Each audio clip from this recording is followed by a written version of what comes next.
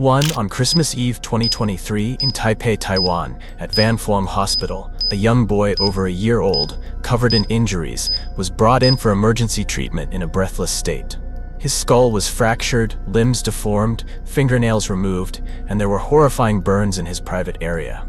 This little life endured unimaginable torment. Despite the medical team's utmost efforts, the boy could not survive. This was undoubtedly a case of abuse of inconceivable inhumanity. The perpetrator not only attempted to conceal evidence, but also used their position and influence to obstruct investigations. Who could be so heartless to abuse this boy? Was this the act of a deranged individual, or a conspiracy hidden by those meant to protect him? Horrifying secrets are gradually being uncovered. Don't forget to subscribe to our channel to follow the shocking and heartbreaking details of this case. On February 21, 2022, our protagonist, baby Kai, was born in a small hospital in Taipei. It should have been a sacred moment marking the start of a new life, but immediately after giving birth, his mother, Zhang Lihua, disappeared without a trace. She abandoned the baby without any explanation. Nurses and doctors tried repeatedly to contact her by phone, but none of the calls were returned. Previously, due to family turmoil and financial struggles, Zhang Lihua had registered to relinquish her parental rights, but had not finalized the process. Consequently, Lihua was listed as a wanted person for neglecting her maternal responsibilities and failing to complete the procedure for relinquishing custody. With no one else available to care for him, baby Kai was taken in by his grandmother, Zhang Shimei. Shimei, a woman over 60 years old, dedicated all her love to her young grandson. Under her care, Kai grew up healthy. However, Shimei faced numerous challenges, working tirelessly to make a living while caring for the vulnerable child. As life became increasingly difficult, Shimei sought help from an acquaintance, a middle-aged woman living nearby, known as Nanny Chu. Nanny Chu, a single woman with a kind heart, agreed to care for Kai on one condition. She had to be allowed to visit the child regularly. Under Nanny Chu's care, Kai was well looked after. Anytime he showed signs of illness or discomfort, she immediately sought medical attention. Nanny Chu even kept a journal documenting Kai's behaviors, habits, and health. The child rarely cried and was always cheerful and obedient. However, relying on Nanny Chu indefinitely was not an option. In June 2023, Shimei faced a difficult decision. She could no longer afford to care for Kai financially or physically. After many sleepless nights, she decided to relinquish custody and transfer Kai to the Taiwan Children's Welfare Alliance. The Children's Welfare Alliance, a non-profit organization, is responsible for finding adoptive families for abandoned children. Social worker Chen Shangji was assigned to handle Kai's case. The organization pledged to support Kai and his family by providing diapers, formula, and a monthly allowance of 7,000 new Taiwan dollars. Over time, Nanny Chu grew deeply attached to Kai, her love for the child transcending ordinary responsibilities. She pleaded with Shimei multiple times, expressing her earnest desire to adopt Kai. However, Shimei declined, not wanting to burden Chu further, especially after all she had already done. By September 2023, Shimei completed the custody relinquishment process through the Children's Welfare Alliance. Kai was then assigned to a contracted foster mother, Liu Tai-xian, a woman from a prestigious family. Social worker Chen Shangji, responsible for oversight, was tasked with keeping in contact with both the grandmother and the foster mother to monitor Kai's welfare. Meanwhile, Nanny Chu didn't give up. She approached Chen Shangji, hoping to join the ranks of contracted foster caregivers so she could care for Kai legally. Chen promised to present her request to the organization, but this promise was never fulfilled. She cited the excuse that unmarried individuals cannot adopt, which left Chu disheartened. Kai moved into Liu's home on September 1, 2023. From being a healthy, chubby, and cheerful boy, Kai began showing signs of distress just days after the transition. However, social worker Chen Shangji shared photos with Kai's grandmother showing him playing happily, seemingly trying to cover something up. For nearly 20 days following this, all information about Kai was relayed through messages or calls from the social worker. The grandmother was completely barred from meeting the boy in person. This was very unusual.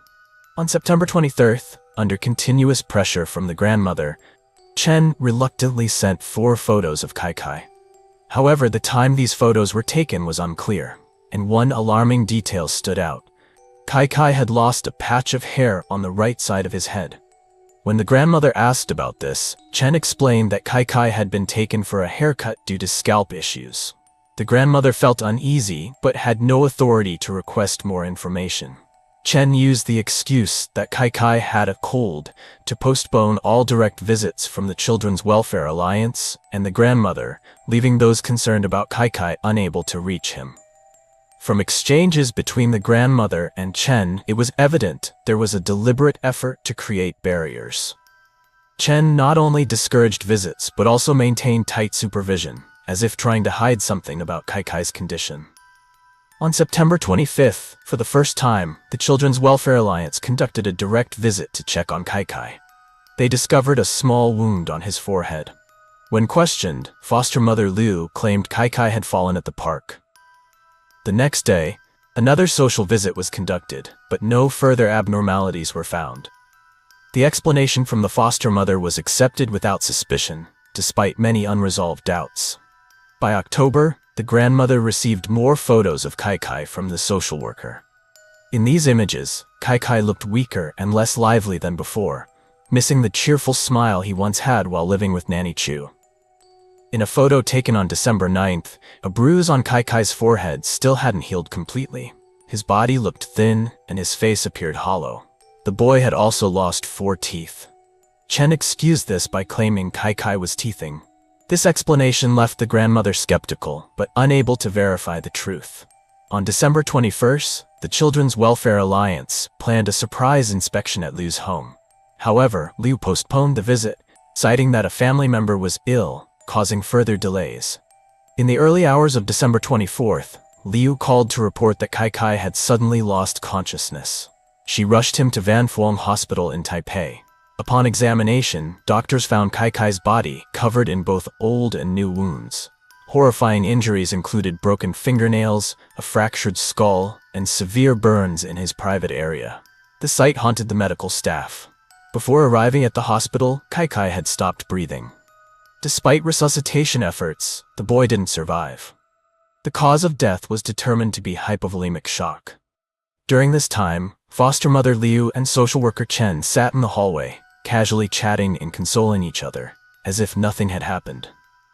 When asked about Kai's condition, they blamed the grandmother, claiming her negligence led to the boy choking on milk. They insisted they couldn't contact the grandmother and hurriedly pushed for a death certificate. The doctors immediately suspected foul play, noting the wounds were clearly not accidental. They believed this was a serious case of abuse, rather than neglect. Sensing something was amiss, the medical team urgently contacted the police and requested Kai's relatives to come to the hospital to clarify the situation. Under the hospital's pressure, Chen was forced to inform Kai's grandmother. However, she fabricated a story that Kai had died from choking on milk and asked the grandmother not to share this with Nanny Chu. In her grief, the grandmother initially believed their explanation. But suspicions began to arise as the police launched an investigation, gradually uncovering a cruel reality. Right after Kai's death, Chen quickly created a private messaging group named 1224 Emergency Handling to discuss how to manage the situation and even edited visit records to cover up their misconduct. During the preliminary investigation, police swiftly arrested foster mother Liu Taixian and searched her home. Numerous pieces of evidence were found, including traces of blood and items linked to Kai's abuse. However, the case faced significant challenges due to the prolonged timeline and destruction of direct evidence. Liu's family was also suspected of aiding in concealing her crimes. During the investigation, police received a critical piece of evidence. A housemaid at Liu's residence had secretly recorded videos and audio of Kai being abused. Unable to bear the cruelty, she handed the evidence over to the authorities. The recordings detailed systematic abuse by Liu Taixian and her sister, Liu Yilin. The abuse ranged from confining Kai in a plastic bucket, beating him, to inhumane acts like forcing him to eat food mixed with garbage. The maid also revealed that the Liu sisters often bragged about their cruel acts, finding them amusing. The recordings captured their mocking laughter as Kai became too weak to cry. With this damning evidence, Kai's case quickly proceeded to trial. Initially, Liu Yuelin was summoned as a witness. However, during the February 26, 2024 trial, everything changed due to an unexpected revelation. Prosecutor Chu Li-chi, a renowned compassionate mother in the judiciary, accidentally overheard a whispered conversation while descending a staircase. In the conversation, Prosecutor Chu clearly overheard Liu Yuelin discussing with Liu Taishan's children how to conspire to evade guilt. They mentioned blaming the maid for providing the video and audio evidence to the police. Detecting the anomaly, Prosecutor Chu immediately confronted the group. She declared sternly, "You're conspiring to cover up your crimes. Do you think this is a place where you can say whatever you want?" Under Prosecutor Chu's authoritative presence, the group quickly fell into panic. She ordered the police to escort all of them to the interrogation room for further questioning.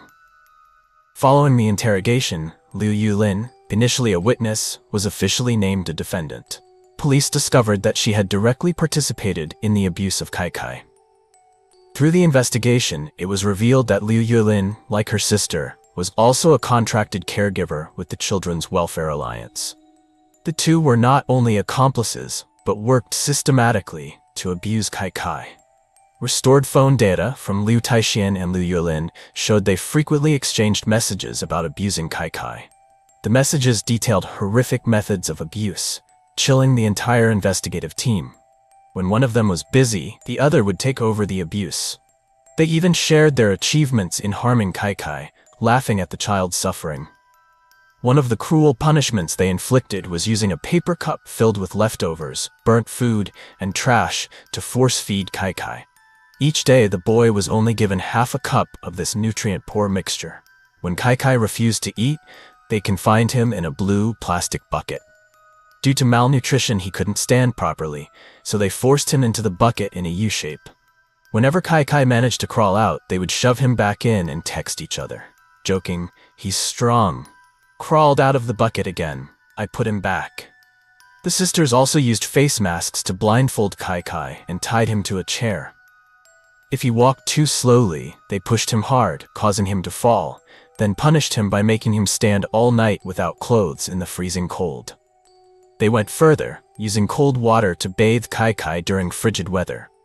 If he dared to resist, they beat him mercilessly. This resulted in all 10 of Kai's fingers being broken, 4 teeth knocked out, and his limbs deformed due to severe twisting and squeezing. Black burns appeared on his private area.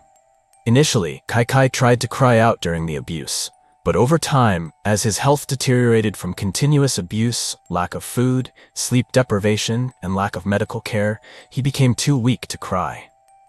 Videos from the maid showed Kai often in a dazed and exhausted state, his eyes hollow. At times, he collapsed to the ground with no one to help him up.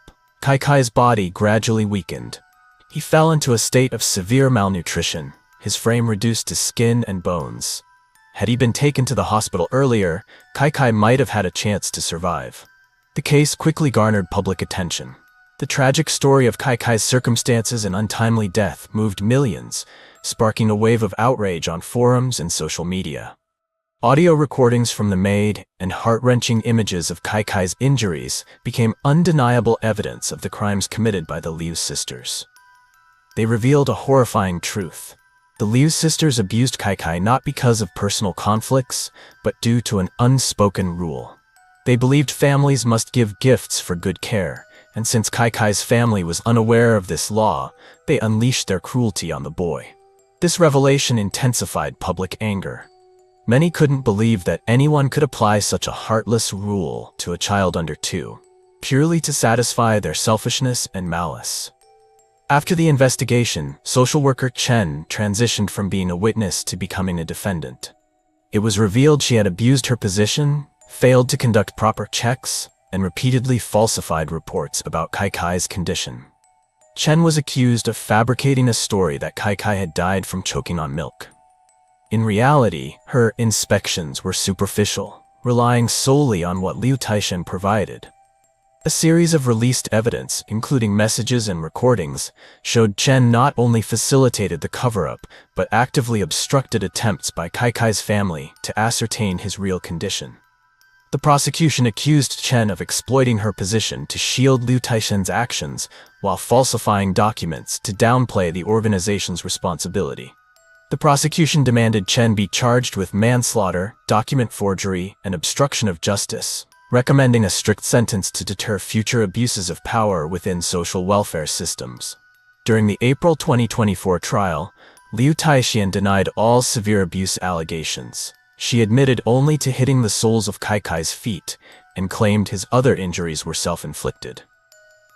Liu Yuelin attempted to shift all blame onto her sister, asserting that her involvement was limited to brief caregiving moments and that she had no connection to violent acts.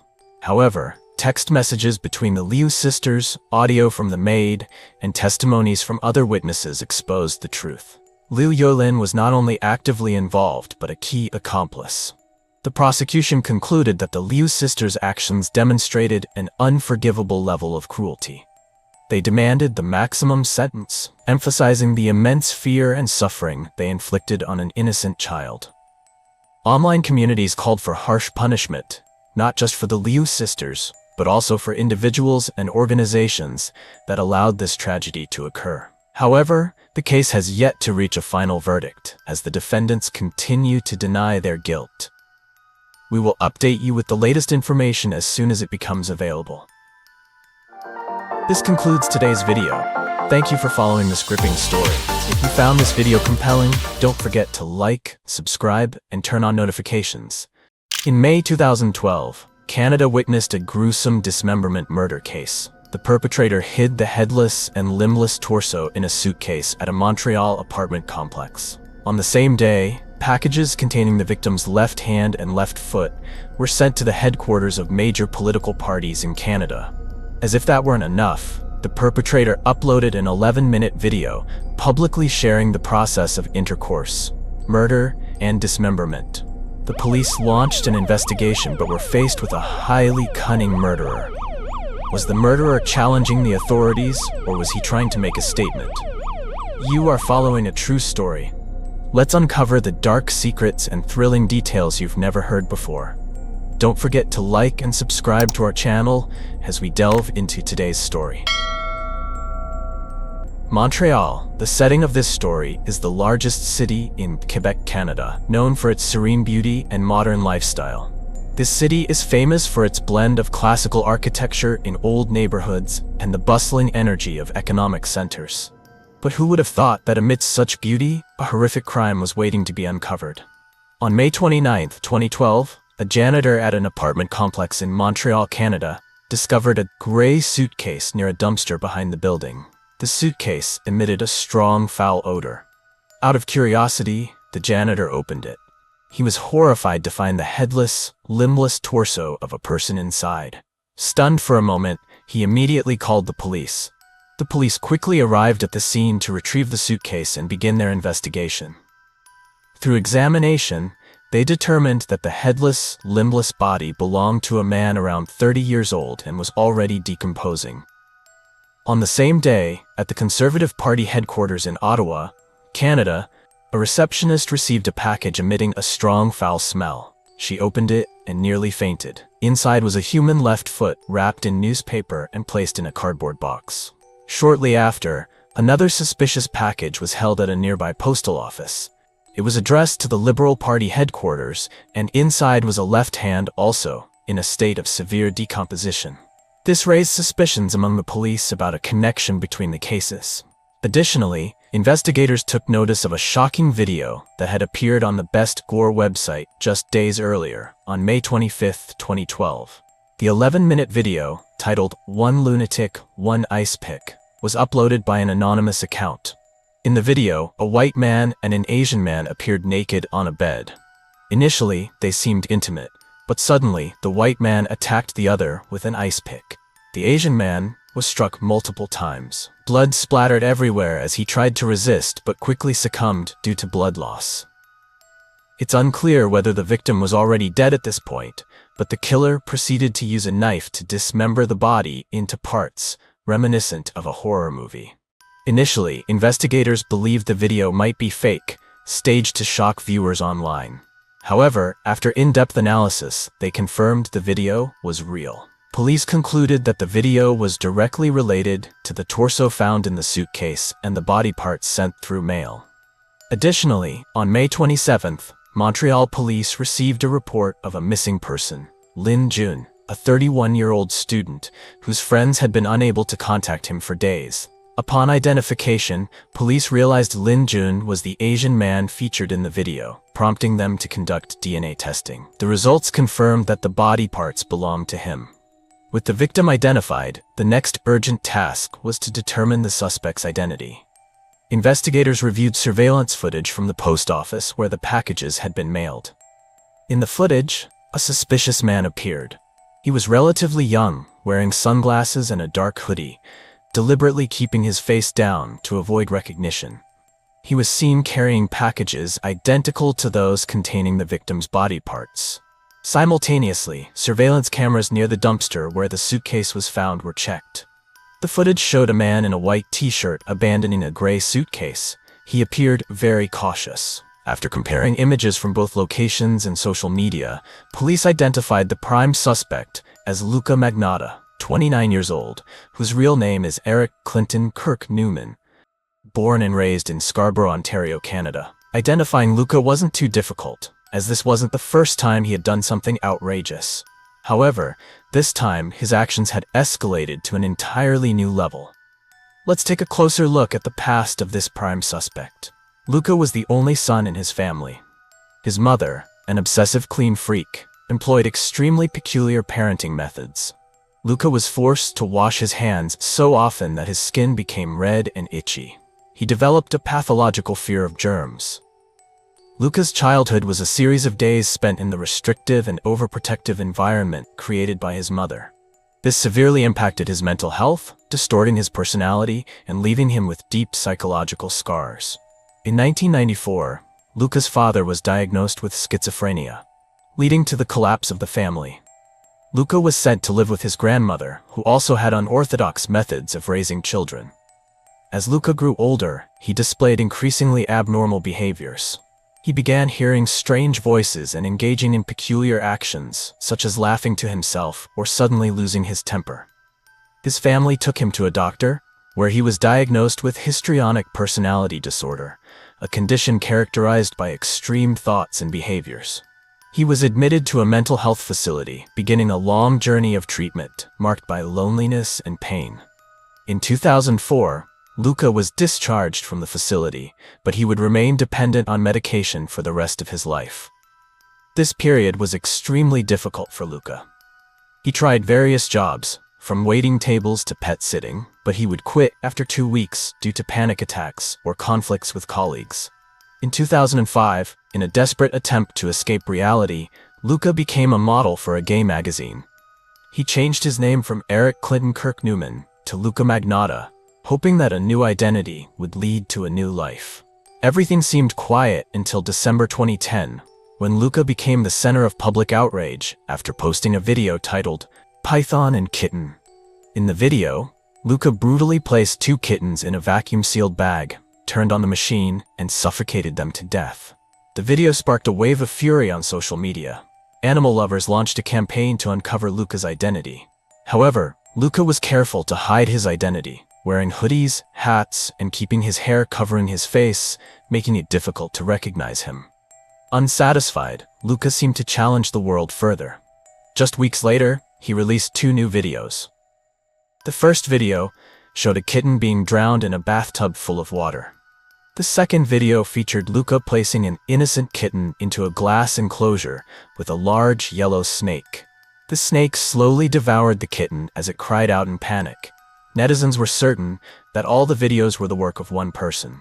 The campaign to hunt down the perpetrator intensified like never before. After weeks of searching, amateur investigators finally uncovered Luca Magnotta's real name and location. A group of animal lovers immediately reported the findings to the police and provided all the information they had gathered. However, when police arrived at Luca's apartment in Montreal, they discovered he had already moved out. Despite this, Luca seemed unfazed. Instead, he appeared excited.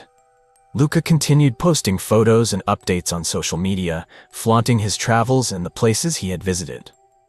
These posts served both as clues and as Luca's way of mocking those trying to catch him. By early spring 2012, amateur investigators and international police began collaborating. They believed Luca was still in Montreal, but moving frequently between areas to avoid detection. On May 27, 2012, Canadian police received a report of a missing person. Lin Jun, a 33-year-old Chinese international student, had gone missing under mysterious circumstances. Lin Jun's friends reported that they had been unable to contact him for several days and decided to notify the police. The manager of the convenience store where Lin Jun worked confirmed that the last time he was seen was during his night shift on May 24, 2012. After that, Lin neither returned to the store nor provided any reason for his absence. Surveillance footage from the store showed Lin Jun leaving the premises on the night of May 24th. Moments earlier, he was seen speaking with a man matching Luca Magnotta's description. Lin left with Luca, and that was the last time he was seen alive. On May 24, 2012, security cameras in the apartment hallway captured footage of Lin Jun entering Luca's apartment at 10:17 p.m. Luca, dressed in a white t-shirt, opened the door for Lin. The two disappeared inside as the door closed behind them. At 2:06 a.m. on May 25th, Luca left the apartment alone. He was wearing Lin Jun's yellow t-shirt, appearing calm but glancing around nervously, as if avoiding detection. At 2:13 a.m., Luca returned to the apartment, carrying several large plastic bags. Police believe this was when he began disposing of the body. At 2:47 a.m., Luca appeared in the basement, pulling a gray suitcase. He casually tossed large garbage bags into the bin, showing no signs of fear. With the evidence collected, Luca was no longer just a suspect. He was confirmed as the murderer. When police searched Luca's apartment, undeniable evidence came to light. Bloodstains were found on the mattress, refrigerator, table, and bathroom, all identified as belonging to Lin Jun. Luca had attempted to clean up, but he couldn't remove all traces. A gruesome crime scene unfolded before the investigators. The investigation team immediately released Luca Magnotta's information to the public. The Canadian government issued a red notice via Interpol, calling for cooperation from 194 countries. On May 27, 2012, Luca Magnotta used a fake passport to leave Montreal, boarding a flight to Paris, France. He deliberately drew attention by wearing a t-shirt with Mickey Mouse printed on it, confidently walking past airport surveillance cameras. Surveillance footage captured Luca leaving the airport at 1:24 p.m., taking a taxi and disappearing. He left no direct trace, as if mocking the police's efforts to catch him. French police, in collaboration with Interpol, quickly identified a hotel where Luca had booked a room. However, when they arrived, Luca hadn't checked in. He had disappeared again. Undeterred, police began searching numerous hotels around Paris. At one of them, they found evidence Luca had stayed there. A receipt in his name, some clothes, and cigarette butts. Yet again, Luca had fled just hours earlier. Back in Canada, on May 29, 2012, the Conservative Party headquarters in Ottawa received a package containing a decomposed left foot. Around the same time, Canada Post intercepted another suspicious package addressed to a school. Upon opening it, police found the victim's left hand, also in an advanced state of decomposition. These packages served as a chilling taunt from Luca, deeply frustrating the entire investigative team. On May 30, 2012, one day after discovering the body parts in the suitcase, a forensic report from Canada officially confirmed the torso belonged to Lin Jun. The injuries on the body and the murder weapon matched exactly with what was seen in the horrifying video Luca had uploaded. Luca, seemingly enjoying the chaos he had caused, continued moving around Paris, playing a game of cat and mouse with the police, confident he could evade capture forever. Interpol's red notice spread Luca's image worldwide, but in every place he visited, he used clever tricks to avoid detection. Paris police faced a race against time, as every trace of Luca could vanish at any moment. In Canada, public outrage grew as more horrifying details of the case emerged. The media dubbed Luca the video killer. On June 3, 2012, Luca Magnotta left Paris by bus, heading to Berlin, Germany. He showed no signs of panic, confident he still held the upper hand in the global manhunt. However, his arrogance would ultimately bring his escape to an end. On the morning of June 4, 2012, Kadel, a 42-year-old man working at a small cafe in Berlin, arrived at work as usual. At 11:54 a.m., Luca suddenly entered the cafe. He was wearing a dark coat and ordered food as if nothing was unusual. Seeing Luca, Kadel found him familiar. After observing for a while, Kadel was certain this was Luca Magnotta, the internationally wanted fugitive. He left the cafe, pretending to buy something, but in reality, he was calling the police. At 1:37 p.m., German police arrived with a heavily armed unit. They surrounded the cafe and cautiously approached Luca. Realizing the situation, Luca remained calm and did not resist arrest. German and Canadian police quickly coordinated to extradite Luca back to Canada. However, this was no easy task. No commercial airline agreed to transport Luca, citing passenger safety concerns. As a result, the Canadian government deployed a special military transport plane to bring Luca back. This was the first time a suspect had been extradited with such tight security. Upon Luca's return to Canada, public outrage reached its peak. Gruesome details of the case continued to surface in the news, fueling demands for the harshest possible sentence for the killer. On July 1, 2012, after many days of reviewing surveillance footage, Canadian police found Lin Jun's head in a small pond near Montreal, matching the torso previously discovered. The discovery of the final body part concluded the investigation, solidifying the case against Luca. Faced with overwhelming evidence, Luca chose to remain silent, refusing to answer any questions from the police. On June 19, 2012, the preliminary trial began. Luca was charged with first-degree murder, committing indignities to a human body, distributing obscene material, and harassment. Luca's lawyers did not deny that he had killed Lin Jun, but argued that Luca could not be held criminally responsible due to schizophrenia. Dr. Joel Watts, who interviewed Luca and his family for over 40 hours, provided a 124-page report. The report revealed that Luca suffered from histrionic personality disorder, sexual deviation, and had a history of creating over 70 fake social media accounts to build his fame. While acknowledging Luca's personality disorders, the prosecution denied his schizophrenia diagnosis, arguing that Luca was fully aware of his actions. On December 23, 2014, after 8 days of deliberation, the jury delivered its verdict. Luca Magnotta was sentenced to life imprisonment without the possibility of parole for 25 years.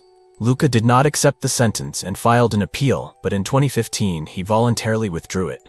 Some reports claimed he attempted to write an apology letter to Lin Jun's family, but it was not accepted.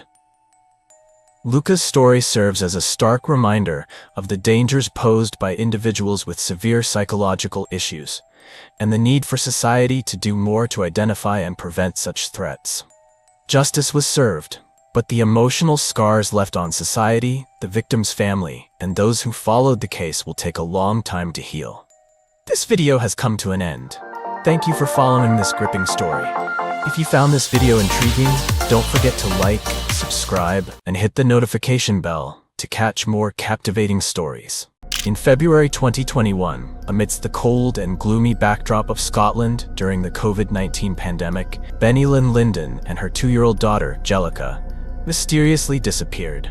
The bodies of the mother and daughter were later found buried beneath the kitchen floor of a house in the town of Dundee. What the police uncovered was not just evidence of a murder, but traces of an unspeakable atrocity. Both were raped, murdered, and their bodies dismembered before being buried under cold concrete. The murderer, Andrew Innans, was a man with a scholarly and successful appearance, known for his achievements in the tech industry. But behind this polished facade, he was a monster disguised as a man. You are about to delve into a true story. Let's uncover the dark secrets and gripping details you've never heard before. Don't forget to like and subscribe to our channel as we explore today's case. The main figure in this case, Benny Lynn Burke, was born in 1995 in Quezon, one of the most populous cities in the Philippines. She grew up in a family with 3 siblings. Due to financial difficulties, Bennylin was the only one in her family who could afford to attend university. In 2015, Bennylin met Lexington, a British man 40 years her senior, through a dating app. Lexington lived in Scotland, and despite the vast geographical distance, their love blossomed through daily conversations. Their relationship quickly progressed. In 2018, Bennylin and Lexington held a wedding ceremony on Samar Island, Philippines. A month later, their daughter, Jellica, was born, doubling the family's joy. However, at this time, Bennylin had not yet completed the paperwork to move to the UK with her husband. In August 2019, Bennylin finally moved to the UK to reunite with her husband in the town of Bristol. The initial days were challenging, but Bennylin's resourcefulness and intelligence helped her adapt quickly. She excelled not only as a mother, but also worked at a care home to earn extra income. Bennylin even sent money back home to support her family in the Philippines. But such happy days didn't last long. Bennylin and Lexington's marital life began to show cracks. Lexington became controlling and cold, unlike the early days of their relationship. This led Bennylin to decide to leave her husband and move with her daughter to a small apartment on the outskirts of Bristol. Life as a single mother wasn't easy, but Bennylin was determined not to give up custody of her daughter. She maintained close contact with her family in the Philippines, especially her sister. Every day, they spoke on the phone, sharing life's joys and struggles. This connection became a source of motivation for Bennylin to navigate her challenging days.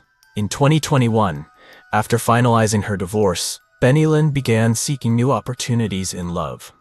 She joined a dating site where she met Andrew Innes, a software engineer living in the town of Dundee, Scotland. Andrew, a 50-year-old man, came across as polite and caring. He had a past of being divorced and was living alone in Scotland. Bennylin was drawn to his maturity and the promise of a bright future he painted. After days of online conversations, she decided to visit Scotland with her daughter Jellica, and Andrew promised to pick them up. On February 18, 2021, Bennylin and Jellica got into Andrew's car and left Bristol. During the journey, she joyfully video-called her sister, sharing that she and her daughter were having a great trip. But that was the last time Bennylin's sister saw her. The following day, February 19th, Bennylin and Jellica disappeared. Bennylin's small apartment in Bristol fell silent. Lexington, Bennylin's ex-husband, came to visit but found no one home. Bennylin's sister in the Philippines repeatedly called, but there was no response. On February 20th, 2021, Bennylin's sister received a message from an unknown number. The sender, identifying himself as Andrew, "Are you Bennylin's sister?" Bennylin met a man at a cafe. They might have met through a dating app. She and her daughter Jellica went to Glasgow with him. The message shocked Bennylin's sister. She immediately replied, "Really? But why isn't Bennylin answering calls? What did she say about this?" Andrew explained that Bennylin and her ex-husband had numerous disputes over child custody, and fearing the police or others might search for her, she decided to turn off her phone and flee. Andrew's explanation didn't convince Bennylin's sister. She thought, "If my sister had such a plan, she would have told me beforehand." Trusting her instincts, she asked directly, "Is my sister still alive?" Andrew replied calmly, "Scotland is a very peaceful place, with no crimes. Don't worry, Bennylin is safe." But when she pressed further, asking, "Are you sure? What happened to my sister?" Andrew stopped responding. Andrew's silence only amplified Bennylin's sister's worries. To reassure her, Andrew unexpectedly sent a short video showing Bennylin smiling. However, upon closer inspection, Bennylin's sister realized the video appeared to have been recorded a long time ago and didn't align with the present timeline. After receiving the video, Bennylin's sister attempted to message and call Andrew, but received no response. She waited patiently for 2 weeks, hoping Bennylin would reach out. However, all efforts were in vain. Both Bennylin and Andrew had vanished without a trace. On March 1st, 2021, unable to endure any longer, Bennylin's sister decided to report her missing to the local police in Dundee, Scotland. Upon receiving the case, Scottish police immediately launched an investigation. However, they faced a significant hurdle. Bennylin's sister had limited information about Andrew, knowing only his name and that he lived in Dundee. There was no address or any specific lead. Based on information provided by Bennylin's sister, police discovered that Bennylin and her daughter Jellica had left Bristol on February 18, 2021, with a man. They reviewed all traffic cameras along the route from Bristol to Dundee.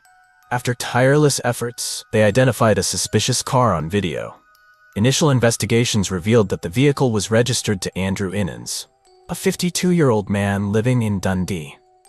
Police promptly located Andrew's house at 21 Troon Avenue.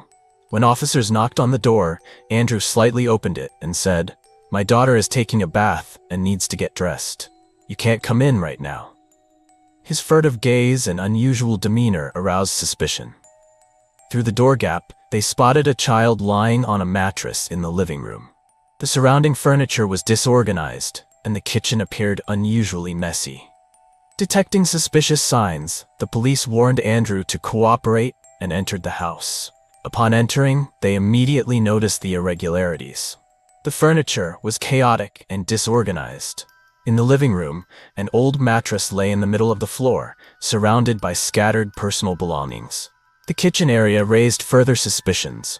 Part of the floor had recently been tiled, with fresh cement still visible. Nearby were construction tools, including a cement mixer, tiles, and a bucket of concrete.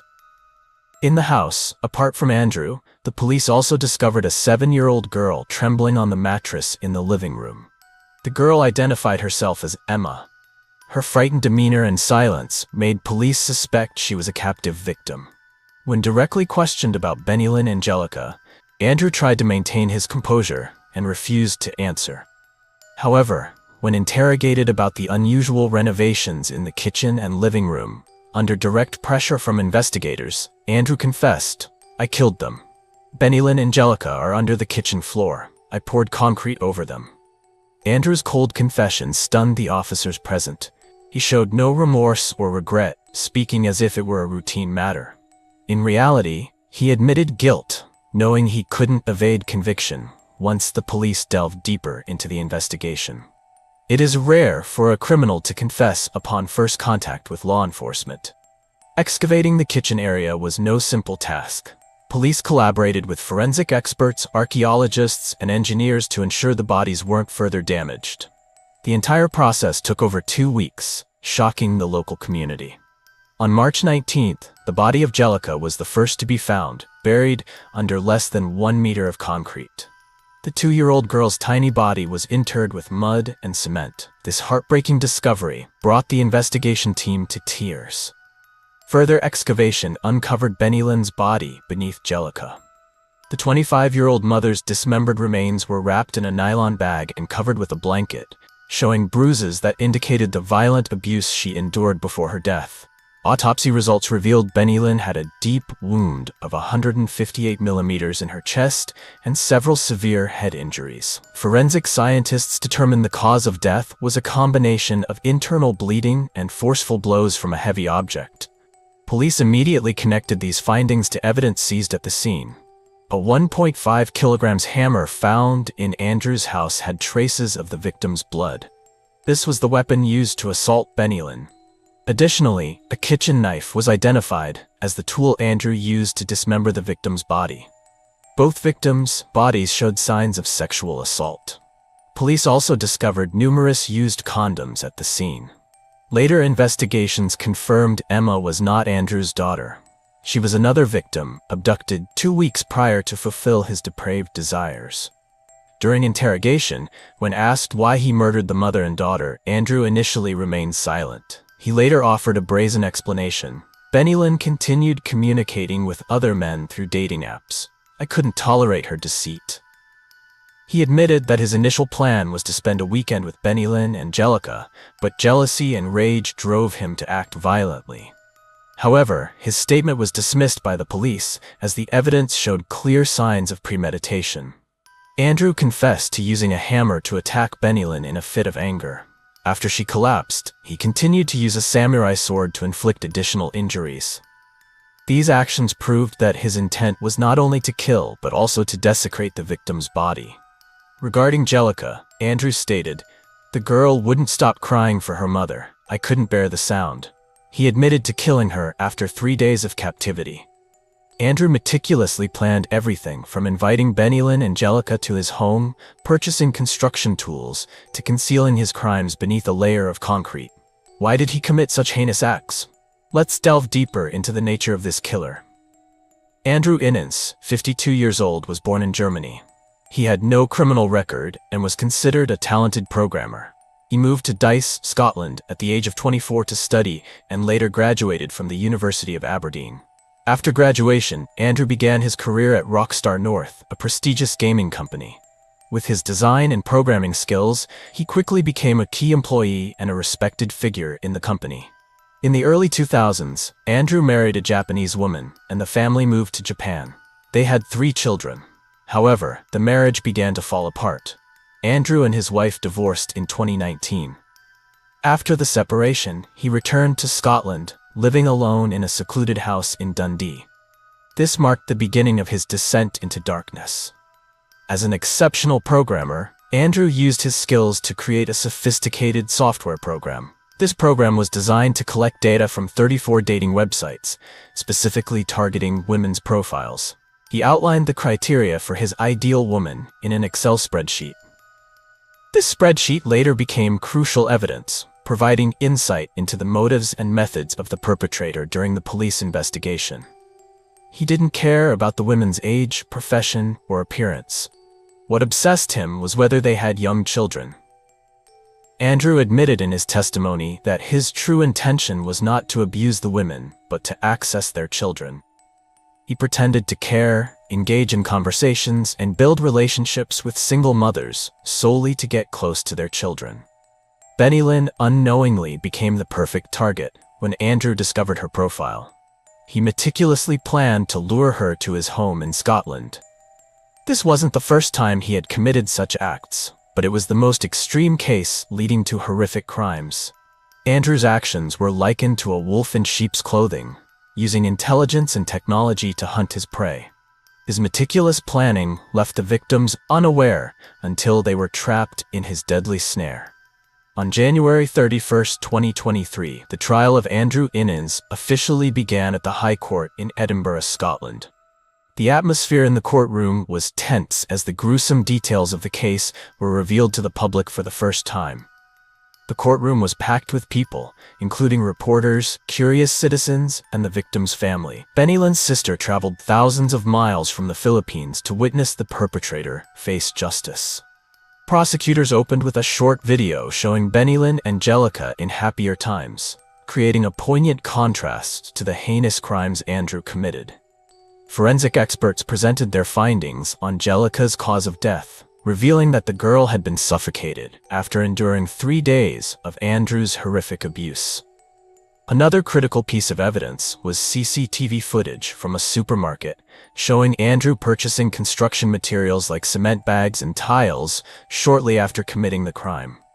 This reinforced the premeditated nature of his actions. Andrew sat at the defendant's dock with an eerily calm demeanor. When questioned about his motive for the murders, he insisted that he acted in self-defense and that Benny-Lynn's death was an unfortunate accident. However, prosecutors refuted this claim by presenting testimony from Emma, the surviving victim. Emma recounted in detail how Andrew had assaulted her and used a samurai sword to kill Benny-Lynn in her presence. He then concealed the bodies of Benny-Lynn and Angelica under a layer of concrete. Emma's testimony left the courtroom in silence. Prosecutors highlighted the psychological trauma inflicted on the child, emphasizing that Andrew not only committed these crimes but also deliberately inflicted irrevocable pain on an innocent child.